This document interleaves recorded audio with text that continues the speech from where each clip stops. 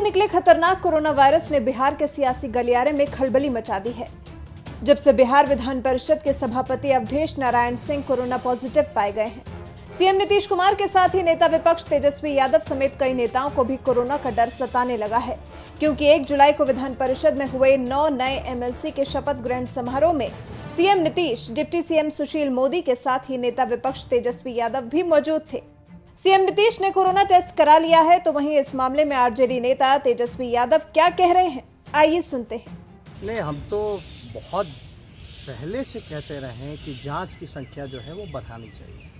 बिहार जो है जांच की संख्या में सबसे फिसड्डी राज्य है आबादी के हिसाब से और राज्यों के मुकाबले में। और हमने ये भी कहा था कि भाई रैंडम टेस्टिंग भी होनी चाहिए।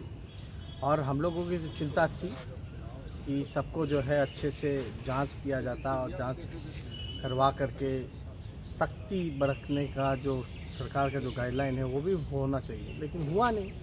सरकार ने तो अपने हाथ खड़े कर दिए। अब ये सूचना आ रही है कि सभापति जो हैं अवधेश जी, उनको जो है कोरोना पॉजिटिव, वही नहीं बल्कि उनके सभी परिवार के लोग भी पॉजिटिव पाए गए। तो हमें चिंता है इस बात की और हम तो जल्द से जल्द उनकी रिकवरी हो इसकी भी हम प्रार्थना करेंगे। लेकिन आप लोगों ने देखा होगा 2 दिन पहले ही ओथ हुआ था सभी एमएलसीओं के, जो नए निर्वाचन जिनका हुआ है, नए जितने भी एमएलसी थे उनका ओथ हुआ।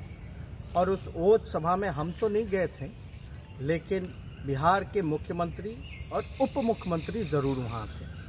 और वो गए ही नहीं थी, बल्कि बीच में अवधेश जी बैठे थे, एक तरफ मुख्यमंत्री बैठे थे, एक तरफ उप मुख्यमंत्री बैठे थे।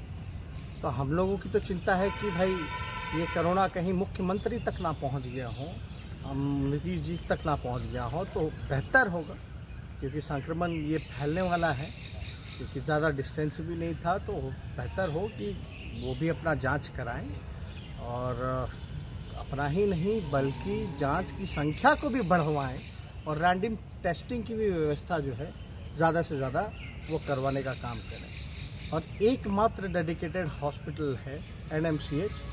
अभी बारिश में पटना डूब रहा है, एनएमसीएच भी डूब रहा है। तो ये स्थिति बनी हुई है, तो इस पर सरकार को गंभीर होना पड़ेगा। चुनाव की चिंता है ज़्यादा, उनको चुनाव की ज़्यादा चिंता है, लोगों की कम है, बीमारी की कम है। इस दौर में चुनाव छोड़ करके, चुनाव की चिंता छोड़ करके, क्योंकि ये तो जनता तय करेगी कौन होगा नहीं होगा, लेकिन ज़्यादा इसमें दिमाग ना लगा करके अगर ज़्यादा समय 90 दिन तक जो बाहर नहीं निकले, अगर ये अच्छे से व्यवस्था की गई होती तो शायद ये कोरोना मुख्यमंत्री तक नहीं पहुंची।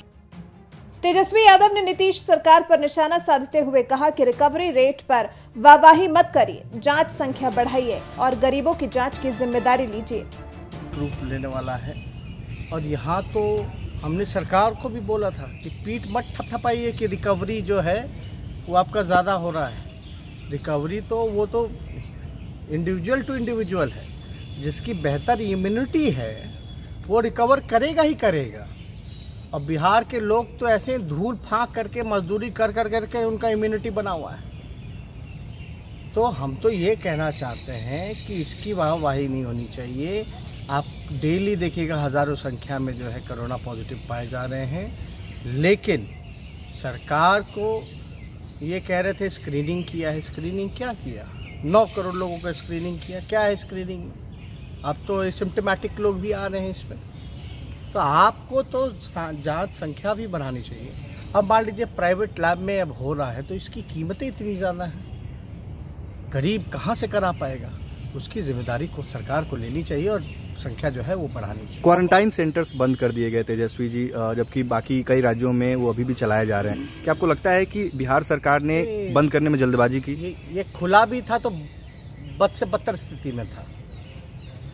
सरकार कोरोना काल के जितने भी नियम लेते गए हमेशा कन्फ्यूजन दिखा।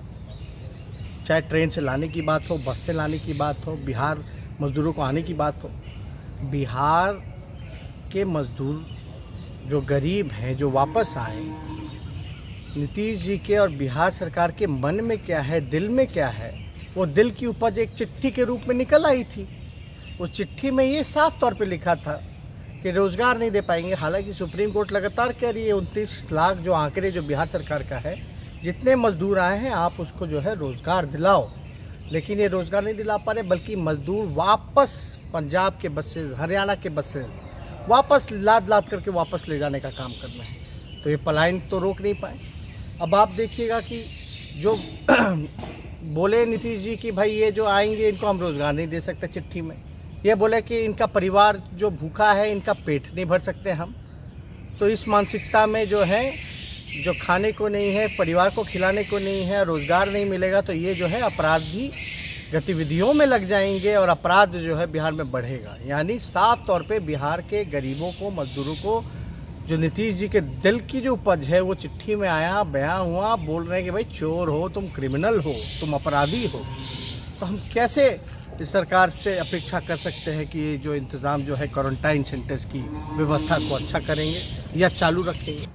तेजस्वी यादव ने पीएम मोदी की भोजपुरी पर भी जोरदार तंज मारते हुए कहा कि बिहार चुनाव आ रहा है तो अब भोजपुरी, मैथिली सब बोलेंगे।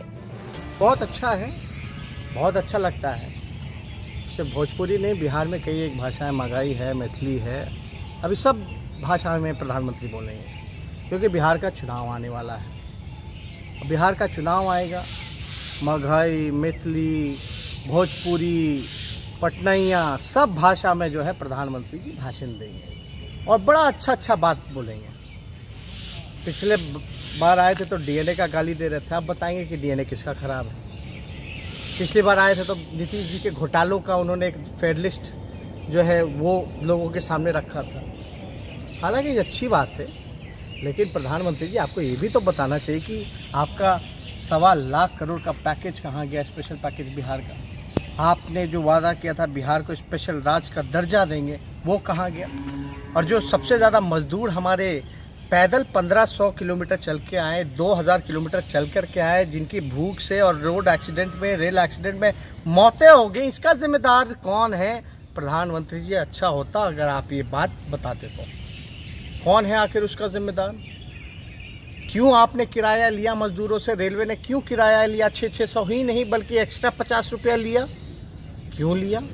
2 महीने क्यों निर्णय लगाने में लग गए कि इनको वापस घर ले जाना है कि नहीं ले जाना है?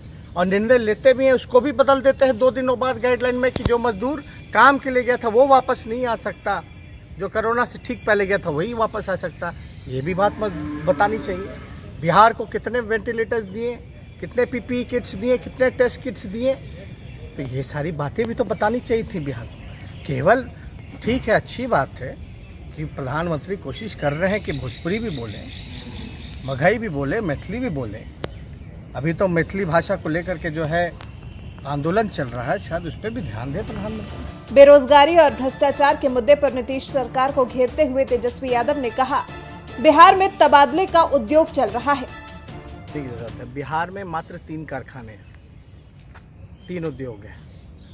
एक मधेपुरा का रेलवे का जिसने लालू जी ने दिया, मढ़ौरा का जिसने लालू जी ने दिया, एक पहिया कारखाना परसा में रेलवे का पहिया कारखाना वो लालू जी ने दिया। इन 3 उद्योगों के अलावा बिहार में चौथा और कोई उद्योग नहीं है। बिहार में बेरोजगारी चरम सीमा पर है, भ्रष्टाचार चरम सीमा पर है। हाँ, एक चौथा उद्योग सामने आ रहा है, वो है ट्रांसफ़र पोस्टिंग का, तबादले का उद्योग। जो जितना पैसा देगा वो मन चाहे जगह पे उसकी पोस्टिंग होगी, उस रूप में ये धंधा चल रहा है। अभी से नहीं, हर मंत्रालय में चल रहा है।